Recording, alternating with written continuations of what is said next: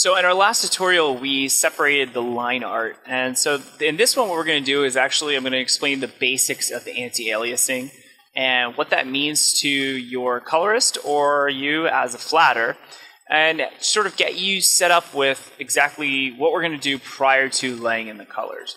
And so we're going to start off with what anti-aliasing actually means. So first thing we're going to do is hit L or select the lasso tool up here in the on the tool palette. And I'm going to show you what anti-aliasing is. So you can see by default, feather is set to 0 and anti-aliasing is checked on. So if I was to make a selection, let's just say I just was to draw a box and fill it, I'm going to fill it with hitting Alt backspace. You can see that when I zoom in, I have a very feathered, or not feathered, but a gradiated edge, right? So the edge of it is not hard. It has the colors, and it creates a very smooth edge, and it's a very desirable effect when you're talking about finishes. But when we're talking about a colorist and their desire to make selections, which is the point of flatting, this is a huge, huge no-no. So one of the first things you want to do, and again, we're going to talk about a couple methods, but assuming you're going to use the lasso method, you're going to uncheck anti-aliasing. And so now what that's going to do is give you an aliased edge. So I'll show you the difference. If I make another box and I fill that, now you can see the difference. Hard edge. When I look at it, it's going to be the full color, 100% opacity. There's not going to be any of these smooth transitions. And when you look at it from afar, obviously it just doesn't look very good. But the intention of this is to sit behind the line art and serve as a very clear location for us to be able to grip.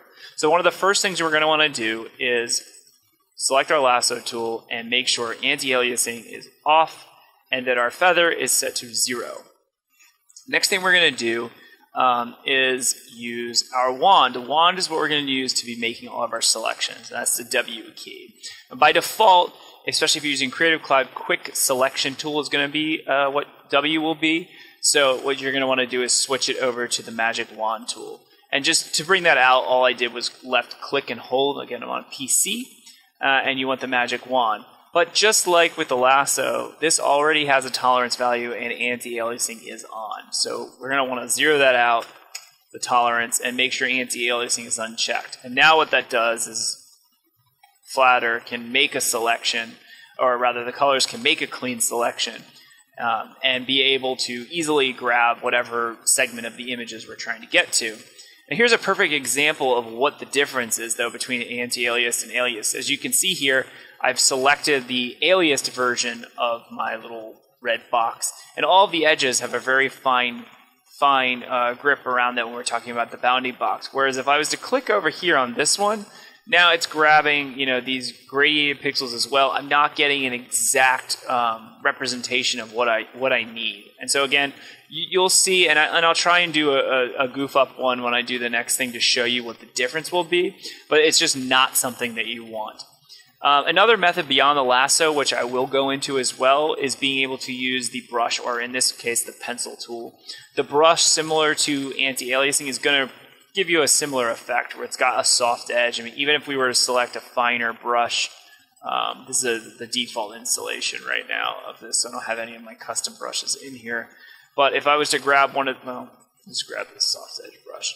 You can see that it's going to create a softer edge, whereas if I was to switch over to the pencil, it's going to represent, or not represent, but be just like how it was on the other one, where I'm getting those 100% color fills, no soft edges, very, very easy to grab if I switch to the wand tool versus this, which, as you can see, this is making a very, very poor selection for me right now. So those are the basics of anti-aliasing versus aliasing. Very, very important to understand, and that will really take us into the next tutorial where we're actually going to start laying in some color, and I'm going to show you how, at least I prefer my team to work. Thank you.